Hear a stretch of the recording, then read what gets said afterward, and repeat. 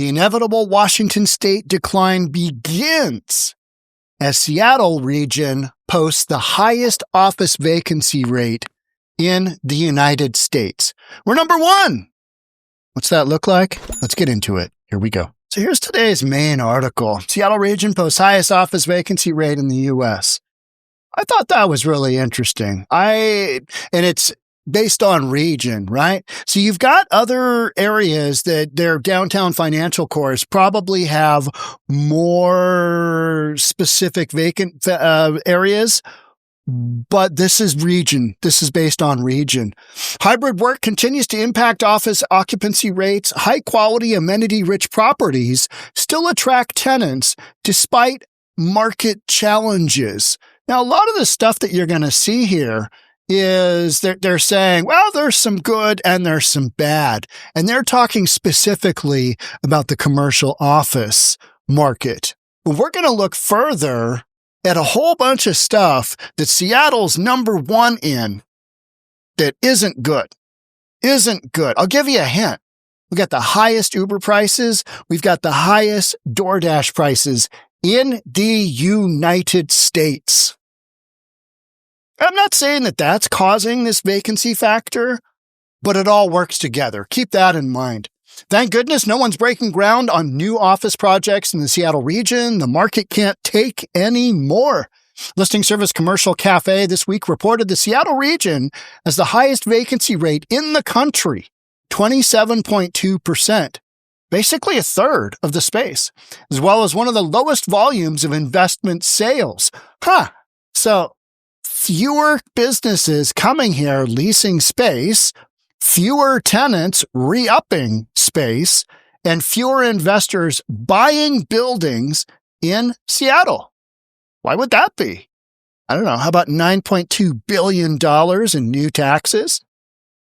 And a lot of these taxes, they're putting them right on the backs of businesses. So businesses tend to see that a mile away and go, I don't think so.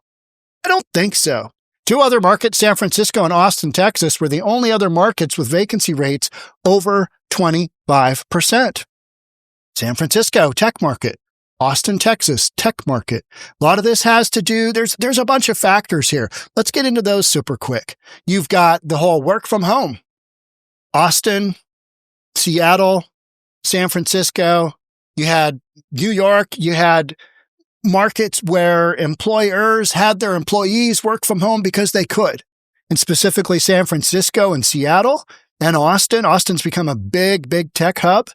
They're able to do that. And you haven't had everybody coming back to the downtown cores. It just hasn't happened. There's still that happening. In Seattle and San Francisco, you've got some street conditions that are an issue.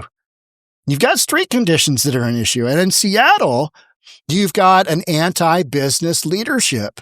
You've got leadership that basically wants to have a bunch of social programs, and you got to pay for those somehow, and you can't tax the people forever, so you tax the businesses.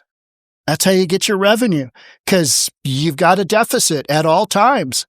You've got a deficit and projected revenues, and we'll look at all these. We'll look at examples of all these. Projected revenues keep going down, meaning taxes need to go up. Again, $9.2 billion in new taxes in Washington state. National vacancy rate dipped 80 basis points compared with the previous year to 18.7.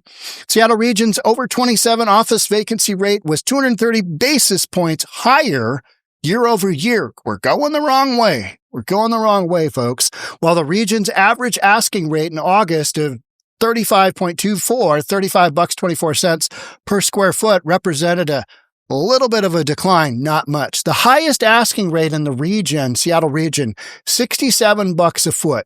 It's Lincoln Square South, and that's in Bellevue. It's Bellevue Square. That's an anomaly. It's a weird market there. It's wonky. It's wonky. Hybrid, it's just super exclusive. I mean, it's really expensive space. Whereas in downtown Seattle, you've got a bigger commercial market. Hybrid work continues to weigh on the market as 2/3 of U.S. companies continue to offer attendance flexibility. Now, another massive thing we've got going on, more Microsoft layoffs impact 9,000 workers. Fox 13 Seattle reports. We've got a whole bunch of layoffs. We've got layoffs happening. Let's see what that looks like. Let's watch this video real quick. A series of job cuts at Microsoft in 2025, and now the company just announced its largest layoff in more than 2 years. The Redmond tech giant will cut as much as 4% of its workforce. That's roughly 9,100 jobs. The layoffs will hit the Xbox gaming business, sales division, and other parts of the company. It's not clear how many workers in our state will be impacted. It's yet another round of job slashes for Microsoft. In May, more than 6,000 employees company-wide were let go as Microsoft pushed hard into the artificial intelligence arena. There you go. The announcement comes a week after Amazon CEO said fewer workers will be needed as AI tools continue to improve. We spoke to fewer workers will be needed as AI continues to improve. It makes absolute sense. So any big tech area is going to have a bunch of employees get fired. Period. Just get fired. Professor with the University of Washington who researches the implications of AI. He says AI is developing fast and companies see their stock prices jump up when they announce layoffs from efficient AI. And I think we're now in a place where layoffs are no longer just a cost-cutting and viewed valuable as efficiency, but they're now starting to signal a confidence in your AI. And so I think that's now actually a positive. The more employees that companies are able to cut, the more investors believe that they have a sustainable path to growth. So we're in this really almost scary time for employees. He tells us that AI can do a lot of entry-level jobs with the same quality, if not better than humans. We asked Professor Schulman what those implications mean for the future. Companies are seeing like maybe we could replace entry-level workers with AI, but as we evaluate the pace by which these changes are happening, looking forward, who's going to become the senior manager? Who's going to have that expertise that's needed to lead an organization if the people weren't brought in the door in the first place? You got to be that guy who's paid their dues, right? You can't just jump on in unless you're coming from another company or something. Check out this one. Seattle now faces the highest DoorDash delivery prices in the United States. Ready to pay more for your DoorDash order in the city of Seattle. The company says it's about to boost fees again by 15 to 30%. They say the increase is because of what the company calls extreme regulations put in place by city leaders. They say... What was that? Couldn't quite hear you there, narrator dude. Extreme regulations put in place by leadership. And that is Washington State in a nutshell. He was specifically talking about Seattle and DoorDash delivery prices. But extrapolate that to the whole state, there you go. That's Washington State for you. Because the governor, let's tax the F out of people. We got a lot of programs we got to pay for. This is what we're doing. New rules governing deactivations create a costly review process with every deactivated DoorDasher. In a statement, the company says in part, "We do not want to be in a position where we have to increase prices, but unfortunately, we can't avoid these changes under all these costly regulations. We hope that the council will listen to the countless advocates urging them to make common sense changes to these policies." Yeah, not going to happen. Not going to happen, right? All bad news. Washington tax receipts expected to slide further. And I'm not going in any particular order here. These are all very, very current issues coming up in Washington State. And that is why I am saying, hey, this is the inevitable decline, because you can't do this stuff without it having actions have consequences, right? These are the consequences coming home to roost. Oh, got a really high office vacancy factor. Well, that is emblematic of policy. All bad news. Washington tax receipts expected to slide further. Projected tax revenue was down more than $500 million since the legislature passed its latest 2-year budget, which had $9.2 billion in new taxes. One lead budget writer isn't ruling out further tax increases next year. Nothing pushes businesses out like more overregulation and more taxation. They don't want to deal, right? So we've got estimates shared with officials Tuesday, that was last Tuesday, show receipts for the current 2-year state budget tumbling $412 million further from what was forecast 3 months ago. This puts the total slide over $500 million.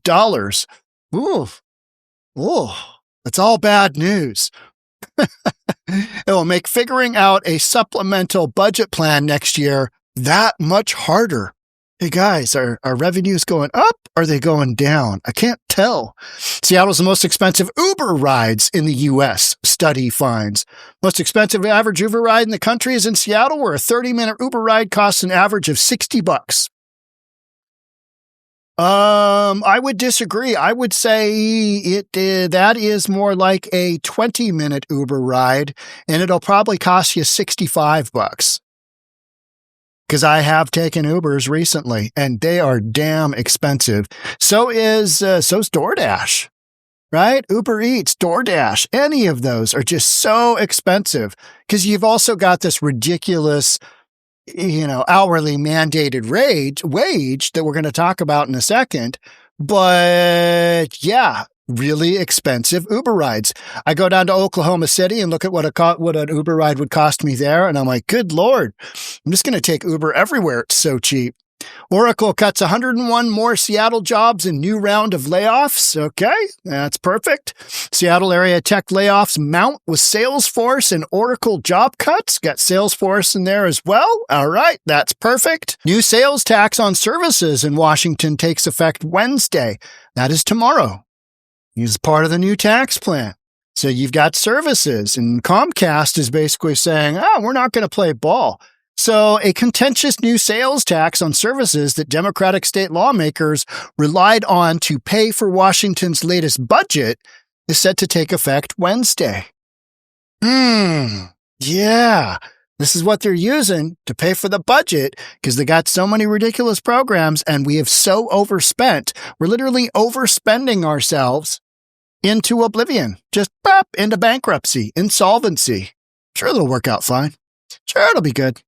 Yeah, here you go. Washington state budget adds $9 billion in taxes, raising affordability concerns. We already had affordability concerns. Now we've got further affordability concerns. And businesses, when businesses can read all this stuff like I'm reading it to you, it's not that difficult, right? They just go, what's going on in Washington State? Oof, Seattle, high vacancy. Oof, look at the cost of a damn Uber. Look at DoorDash. Look at the taxation. Look at the job cuts. Wow, what's going on there? Yeah, it's progress. This is also very progressive. Governor Ferguson signs the largest tax increase in Washington's history into law. Oh, that's perfect. That's great. Hey, how about them apples? That's awesome. Hey, more businesses come on in because we're going to tax the F out of you. Should be fine. No shenanigans here. Just going to tax the F out of you. Well, that'll be great. This will be the best thing ever. At least 28 Starbucks closing in Washington, including 10 in Seattle. And a bunch of those were because of safety issues. I've got a whole podcast on that. But yeah, you've got safety issues because some of them are just in really tough locations. And then others you've got, they don't make money. The East Lake Starbucks is the one that I talk about. Yeah, because I go there and it closed. Boom. Thursday, they made the announcement. By Saturday night, they were done. Game over. And that one is because you've got such a high minimum wage in the city of Seattle that when your labor force is a huge component of your operating costs, you bump that up and you've got, 18,000 stores, whatever it is that Starbucks has across the United States, and you need to do $1 billion restructuring. You're going to look at those stores where your margin is the least. And Seattle's got what? 10 of them? Some of them are because of, all right, we can't sell as much coffee because this is a takeout only location. All right. I get that. Business efficiency. But you've also got a bunch where it's based on profitability and safety concerns. Because Seattle, don't know if you know this, we got some street conditions in, let's look at these stores. Yeah. 130th and Aurora, that's absolute shooterville. That's, you can get a lady of the evening 24/7, or just look at one running around in basically nothing along the streets, middle of winter. Yeah. Northwest Market Street and in Ballard, that's not a great location. You got Starbucks down by the big stadiums. Ugh, no thanks. Hard pass. Washington State hits highest gas prices in the country, surpassing California. That was 2 weeks ago. Weird. I don't get it. Why is this happening? Well, because we did this ridiculous carbon offset trade thing. It's just going to cost pennies on the dollar. It's just going to raise the cost of your gasoline by pennies. Well, they had to throw all this stuff in there to pay for all the nonsense because we're a big blue liberal state and we're going further blue. And you got to pay for this nonsense somehow as businesses leave and as wealthy individuals leave. Who's left recently that's most notable? I don't know. Jeff Bezos sold his house here in West Bellevue, waterfront home, went to Florida, as you do. You have less taxes there. For a wealthy individual, Washington State, no longer a business-friendly, basically haven for wealthy people. Wealthy people are leaving because you've got to have the taxes based on wealthy people and businesses to cover all this ridiculous spending that we've just gone on these huge spending sprees over the last 35 years of Democrat leadership. Those problems are coming home to roost.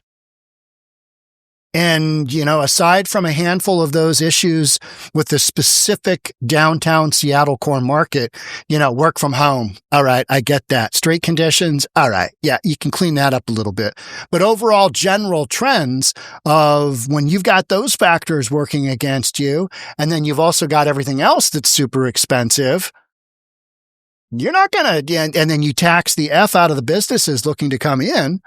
They're going to look at that and go, nope, I don't think so.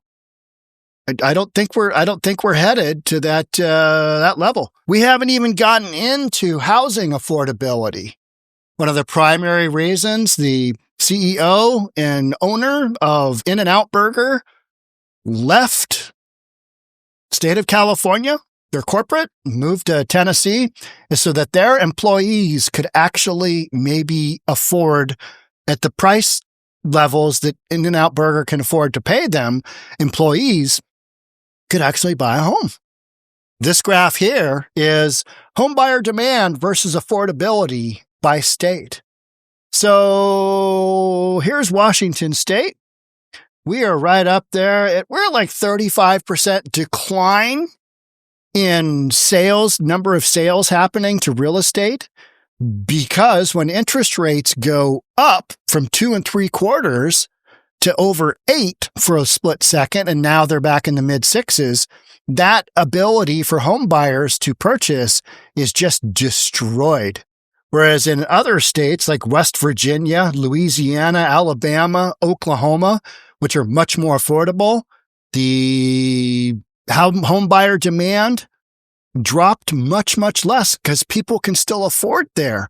Washington State, where you've got median housing price at Lord knows what. In Seattle, you've got a median housing price. I think it's over $1 million now. People can't afford that. People can't afford to live when your gas prices are the highest. DoorDash, Uber, those aren't necessary things, but they're indicators. You've got a high, hourly wage, but when your hourly wage goes to zero because the biggest coffee retailer in the world shuts down your store, you've gone from $26 an hour to zero. How's that work out? Socialism works for those who don't, right? I mean, it's just, yeah. Wild stuff. So that's kind of a smorgasbord of shenanigans going on in Washington State right now. You got a whole bunch of factors. And, people look at those and they go, yeah, but you still got the mountains. You still got the mountains. You still got Mount Rainier. You still got a vibrant economy. You've got jobs being lost. Yes, you have a little bit of decline in the commercial real estate market. Yes, you've got high taxes. Yes, you just got taxes layered on you like nothing tomorrow. But, from a physical standpoint, Washington State is one of the prettiest states in the United States. What I would say to that is, yeah, so is California. How's that working out for California? They got an exodus, right? They've got more people leaving, fewer people coming in, and fewer people having babies there, because it's so damn expensive and they can't work out how to make that go, nor do they want to make that go. So you've got an exodus to elsewhere. Washington State. What we're talking about today is the business environment. That'll change. It'll change. You'll have a bunch of businesses come in. You'll have ebb and flow. But the overall trend here is not going in the right direction. And leadership, not only in Seattle, but King County and Washington State, they don't know what else to do other than spend, because that's what Democrats do. And we've seen it happen here under Democrat leadership for the last, 35 years? How's that going to work out extrapolated forward? Probably pretty similar to California, right? Similar to Grissom Newsom, what he's done. But what's crazy is that he'll run for election. It'll probably be a pretty tight election because he's got a D in front of his name, right? Democrat. And despite everything that he's done to try and wreck California, people will look at him and go, oh, we don't want to be ruled by a fascist or Republican. We don't want that. So here's what we're going to do. We're going to vote for Gavin Newsom, even though he's done basically the exact same thing that we've got going on here. It's just that Washington State's always a little bit behind California. We are California 2.0. We're California light is what Washington State is. And we are working really hard at being number one. I don't know why I'm still wearing these. We're number one. Highest gas prices, number one, highest Uber. The list goes on and on and on. And at some point in time, you gotta recognize that it's going to have an impact on your business community. It's going to have an impact on your future investment. It's going to have an impact on people wanting to move here. Their ability to move here. Just how's it going to go in Washington State for us? Well, look at the numbers. And until you actually live here, it's really hard to kind of get an idea of just how expensive things are. Every time you turn around, there's some new fee. Something's way more expensive. And you're like, wow, is this worth it? Is this worth it? And we're kind of right on the edge of, no, it's not. It's not. Those mountains are cool. Mountains are pretty. Rainier down there is super pretty. But just like the beaches in California, there's always a but, and everything after that but is the important stuff. But it's wildly unaffordable, and we can't seem to make a go of it financially. What do? We go somewhere else. And I think that's what businesses are looking at right now, along with all those other things we talked about. All right. That's it for me on this one. Thanks so much for being here. I'll catch up with you in the next one. Love to have you subscribe, hit that notification bell, all that good stuff. I'll see you in the next episode. Bye for now.